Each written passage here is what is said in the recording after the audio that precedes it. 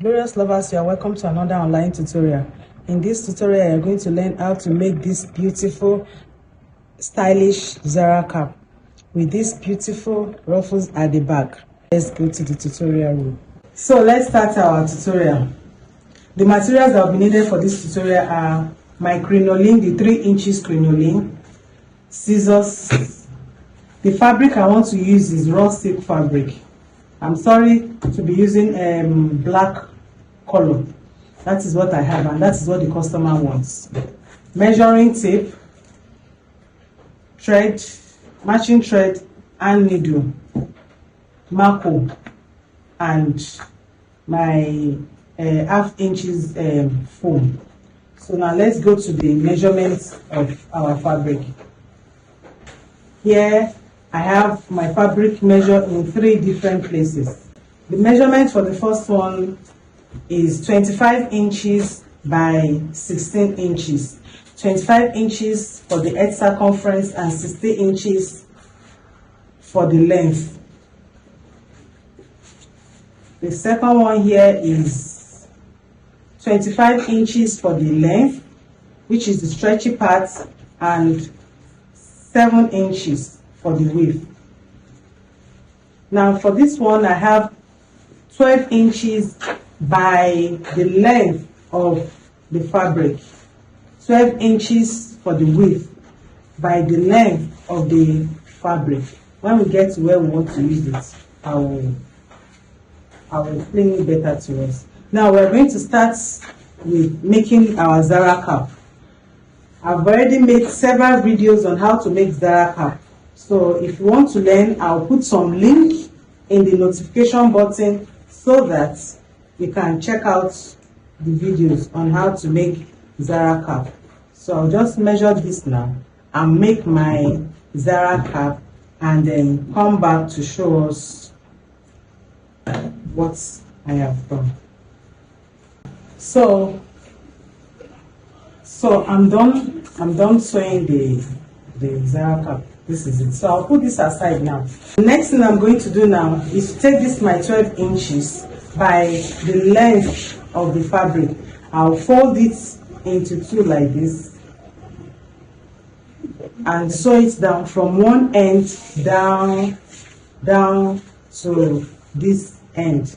So I'll sew it and turn it out. So when I'm done sewing this, I'll take this my 7 inches by 25 inches too. I'll take it to my sewing machine like this. I'll close it up like this and sew it and turn it out. So I will do the 2 and come back to show us what I've done. So I'm done sewing it. I'm done sewing the 2 and I turned it out. This is it. I've turned the 2 out. So this long one, I'll drop it. I'll leave it for now. So now this one, I will take my foam. This is my 25 inches by 7 inches.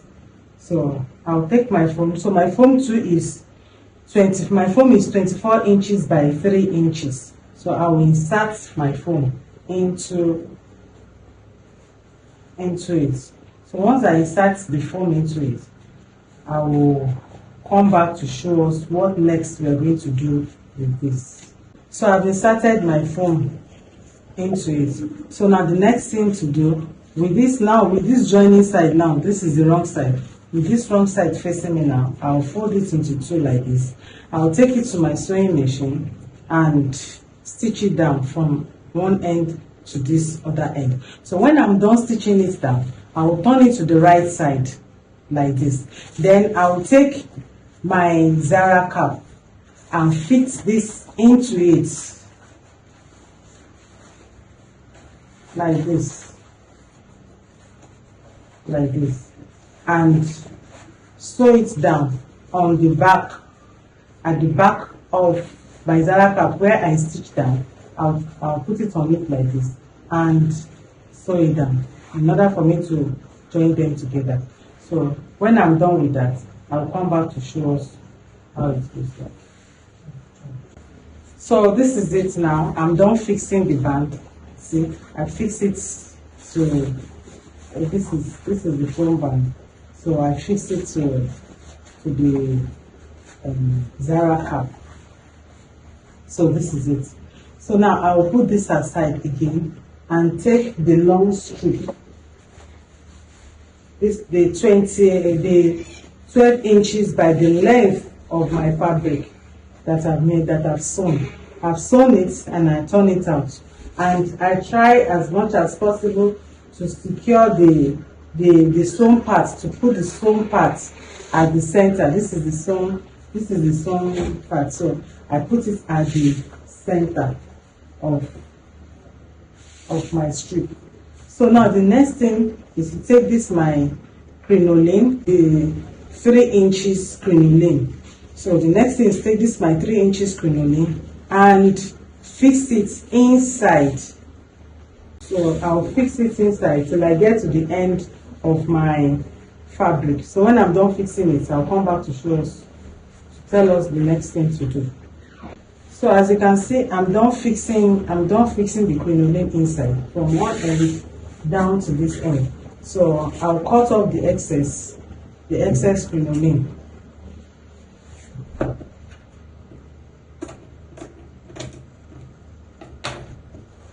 So this is it. So now the next thing is I'll take it to my sewing machine now and stitch down the crinoline on my strip. This is it. I'll stitch it down from this end down to this place. Then I'll come to this end too and stitch it and do the same thing to this end. So when I'm done doing that, I will now, still on my sewing machine, I will make sure that this crinoline is on one edge. Then you try as much as possible to make sure this stitch here is at the center. So I will shift the crinoline very well to the edge. Then in order for me to make sure the crinoline stays on my fabric, I will use my sewing machine to stitch it down at the center on this place where it is joined. As you are stitching down, make sure you shift your crinoline to the edge very well, very well. Or the best thing is just make sure you shift your crinoline to the edge and sew it down in order for you to make your crinoline stay in one place. Because remember, we have 12 inches of this strip and we folded it into two, so making 6 on each side. So, and the crinoline we are using is not 6 inches crinoline, is 3 inches crinoline. So we fold it like that and sew it at the center from this end down to the end. So I will do that and come back to show so that you understand very well. So this is it. I'm done sewing it at the center. I shifted the crinoline up very well. So I sewed the crinoline on my fabric at the midpoint, at the middle. So this is it. So my crinoline is neatly fitted into it. So now, the next thing is, if you want to iron, you can iron it. Put your iron on it and make it smooth. So when you iron it, it will make it very, very smooth. So, but in this case, I'm not just going to iron it. It's okay with me like this, but you can iron yours. So now the next thing is to take my needle and thread, my hand needle and thread, and with where the crinoline is facing me, this is where the crinoline is. This is it. So I will start my running stitch from there, like this. I'm making the running stitch where the fabric is, not where the crinoline is. So that is why I have started my running stitch from where the crinoline is to this place. So continue my running stitch here, like this. So when I'm done with the running stitch, I'll come back to show us what I've done. So this is it. I'm done making my running stitch. So gather it like this. So now the next thing is to take my the base of my Zara cap, the back here, the back. So you just fit this on it. There is no rule in fitting. You can fit it anyhow you want to fit it on it. I'll first of all make sure I put it there to see how it's going to be. Then put the two mouths together and tack it down. Tack the two mouths together. So I've gathered it like this, and I close it together. I tack it together so to form this something round like this. You can see how beautiful it is. So now the next thing, I'll put this aside. So now the next thing now is to take the base of my Zara cap, turn it to the wrong side, and make my running stitch from the back here. So before I'll place this on it, so I'll make my running stitch now. So now with my needle and thread, I will start my running stitch from the tip here, until I get to the end of it. So once I get to the end of it, I will knot it and tack it down. So I will cut off my needle and thread and come back to show us what I've done. So glorious lovers, this is the finished look of our beautiful Zara cap with this beautiful crinoline ruffles design. So let me style it for us to see. It's a very beautiful Zara cap. You can actually style it in two ways. So you can bring up the foam band, because the foam band is not attached to it, it's detachable.